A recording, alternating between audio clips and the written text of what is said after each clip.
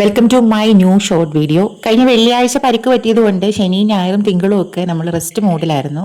കടയിലൊന്നും പോയി വീട്ടിലോട്ടുള്ള സാധനങ്ങളൊന്നും വാങ്ങിച്ചില്ല. സത്യത്തിൽ എന്താണ് പറ്റിയതെന്നൊക്കെ എന്നോട് കുറച്ച് പേര് ചോദിച്ചായിരുന്നു, കമന്റായിട്ടും അതുപോലെ തന്നെ നേരിട്ട് കണ്ടവരൊക്കെ. വണ്ടിയിൽ നിന്ന് വീണതാണോ എന്നൊക്കെ കുറച്ച് പേര് ചോദിച്ചായിരുന്നു.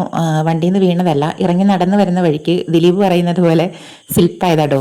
നല്ല റിലാക്സ് മോഡിൽ ഷോപ്പിംഗ് ചെയ്യുമ്പം എനിക്ക് ആവശ്യമില്ലാത്ത സാധനങ്ങളായിരിക്കും ആദ്യം ചെന്ന് കയ്യെത്തി പിടിക്കുന്നത്. എന്ന് വെച്ച് കയറി പിടിക്കുന്നതൊക്കെ അനാവശ്യമുള്ള സാധനങ്ങളും അല്ല കേട്ടോ. ഈ കത്തിയൊക്കെ വീട്ടിലോട്ട് അത്യാവശ്യമാണ്. കത്തിയൊക്കെ പണി മുടക്കിയിരിക്കുകയാണ്. അഴിയിൽ തുണി വിരിച്ചാൽ അടങ്ങി ഒതുങ്ങി കിടക്കയില്ല, ക്ലിപ്പിട്ട് കുത്തി പണി കൊടുക്കണം. കോംബോ ഓഫർ 2 കുപ്പി ഹാൻഡ് വാഷ്, 2 കൈയും കഴിയേക്കാം. പിന്നെ തുണിയുടെ തുമ്പും മുക്കും മൂലയും അരിയും മാത്രം അടിക്കുന്ന വലിയ തയ്യക്കാരി ആയതുകൊണ്ട് കുറച്ച് തയ്യൽ എക്യുപ്മെന്റ്സ് കൂടെ വാങ്ങിച്ചു. എന്റെ അമ്മമ്മ പറയുന്നത് പോലെ ബ്രൂട്ട്സ് എന്തെങ്കിലും ഉണ്ടോ എന്ന് നോക്കട്ടെ. ഫ്രൂട്ട്സിന്റെ സെഷനിൽ ചെന്നപ്പോഴത്തേക്ക് കണ്ടതാണ് ഈ ഒരു സ്റ്റോൺ ആപ്പിൾ. ആ പേര് പോലെ തന്നെ കല്ല് പോലെ ഒരു കുരുവാണ് അകത്തുള്ളത്. മധുരമുണ്ടോ എന്ന് ചോദിച്ചിട്ടുണ്ടെങ്കിൽ മധുരമുണ്ട്, പക്ഷെ എന്തോ കൊള്ളത്തില്ലെന്നല്ല, എനിക്ക് ഇഷ്ടപ്പെട്ടില്ല. പിന്നെ അത്യാവശ്യം വൈകേണ്ട പയറ്, വാളംപുളി, തേയില, പഞ്ചസാര, എല്ലാം വാങ്ങിച്ചിട്ട് വീട്ടിൽ വന്നു. കണ്ട വീട്ടിൽ എന്നെ കാത്തിരിക്കുന്ന ആളുകളെ കണ്ട. ഞാനൊരു ബിസ്ക്കറ്റ് പോലും വാങ്ങിച്ചില്ലെന്നുള്ളത് വേറൊരു സത്യം. പക്ഷേ ന്യൂട്രീഷ്യസ് ലെവലിൽ ഇവിടെ അമിതാഹാരം ഉണ്ട് ഇവർക്ക്. ഇനി എന്താ പരിപാടി എന്ന് ആലോചിച്ച് വന്നപ്പോഴത്തേക്കാണ് തണ്ണിമത്തനായിട്ടാണ് ഞാൻ വന്നത്. തണ്ണിമത്തന്റെ ഒരു ജ്യൂസ് ഉണ്ടാക്കണം. ഹസ്ബൻഡിന്റെ പല്ലൊക്കെ എടുത്തിട്ടിരിക്കുവാണ്. അപ്പൊ ജ്യൂസ് ഐറ്റംസ് ഒക്കെയാണ് ഇപ്പൊ കുടിക്കുന്നത്. തണ്ണിമത്തൻ എപ്പോൾ വാങ്ങിച്ചാലും മുറിക്കുന്നത് ഇങ്ങനെ ആയിരിക്കും. ഇങ്ങനെ മുറിച്ച് പീസ് ചെയ്യുന്നതാണ് എനിക്ക് കുറച്ചുകൂടെ എളുപ്പം.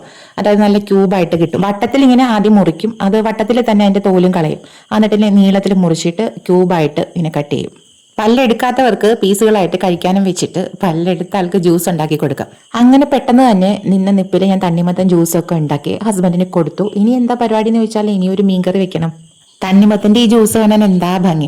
ചട്ടി വെച്ചു, എണ്ണ ചൂടായപ്പോഴത്തേക്ക് ഉലുവയും കടുകും കൂടെ പൊട്ടിച്ച് അതിലോട്ട് കൊച്ചുള്ളി അരിഞ്ഞതും ആവശ്യത്തിന് ഇഞ്ചിയും വെളുത്തുള്ളിയൊക്കെ അരിഞ്ഞതും കൂടെ ചേർത്ത് ഒന്ന് വാടി വഴണ്ട് വരുമ്പോൾ മഞ്ഞൾപ്പൊടി, മുളക് പൊടി, അതുപോലെ മല്ലിപ്പൊടി, പിന്നെ കുരുമുളക് പൊടി, ഇത്രയും പൊടികളാണ് കേട്ടോ ഈ മീൻകറിക്ക് ചേർത്ത് കൊടുക്കുന്നത്. ഈ മീൻകറി ഈ വീട്ടിൽ ഞാൻ മാത്രമേ വെക്കത്തുള്ളൂ. അമ്മച്ചി ഇങ്ങനെ ഒരു ടൈപ്പ് മീൻകറി വെക്കത്തില്ല കേട്ടോ. അതെന്താ അങ്ങനെയെന്ന് ചോദിച്ചാൽ ഈ ഉലുവയും കടുകും കൂടെ ഒരുമിച്ച് പൊട്ടിക്കാറില്ല. അതുപോലെ മീൻകറിയിൽ മല്ലിപ്പൊടി ചേർക്കാറില്ല, കുരുമുളക് പൊടിയും ചേർക്കാറില്ല, പിന്നെ ചെറിയുള്ളിയും ചേർക്കാറില്ല. ചെറിയുള്ളി ചേർത്ത് വെക്കുന്ന കറികൾ ചീത്തയാവാനുള്ള സാധ്യത ഉണ്ടെന്നാണ് അമ്മച്ചി പറയുന്നത്. വെളുത്തുള്ളി, ഇഞ്ചിയും പച്ചമുളകൊക്കെയാണ് ഇവിടെ മീൻകറിക്ക് ചേർക്കുന്നത്. പിന്നെ പൊടികളുടെ ആ ഒരു റോ ടേസ്റ്റ് ഒക്കെ ഒന്ന് മാറി വരുമ്പോഴത്തേക്ക് ആവശ്യത്തിന് വെള്ളവും ഉപ്പും കുടമ്പുളിയൊക്കെ ചേർത്ത് ഇതൊന്ന് തിളച്ച് വരുമ്പോൾ മീനിന്റെ പീസുകളൊക്കെ പെറുക്കിയിട്ട് മൂടി വെച്ച് വേവിച്ചെടുക്കാം. ഈ മീൻകറി തലേ ദിവസം വറ്റിച്ച് വെച്ചിട്ട് പിറ്റേ ദിവസം ഉപയോഗിക്കുന്ന ആ ഒരു ടൈപ്പ് മീൻകറിയാണേ. സാമാന്യം കുഴപ്പമില്ലാത്തൊരു മീൻകറി ആയിരുന്നു എന്നാണ് ഫീഡ്ബാക്ക് കിട്ടിയത്. പുതിയ കത്തി വാങ്ങിച്ചതിന്റെ മൂച്ചിൽ പിറ്റേ ദിവസത്തേക്ക് വേണ്ട ബീൻസ് തോരന കൂടെ അരിഞ്ഞ് ഫ്രിഡ്ജിൽ വെച്ചിട്ട് കിടന്നുറങ്ങാം. അങ്ങനെ ഞാൻ അന്നത്തെ എല്ലാ ടാസ്കുകളും സസന്തോഷം പൂർത്തീകരിച്ചു. നമുക്കിനി അടുത്ത വീഡിയോയിൽ വീണ്ടും കാണാവേ.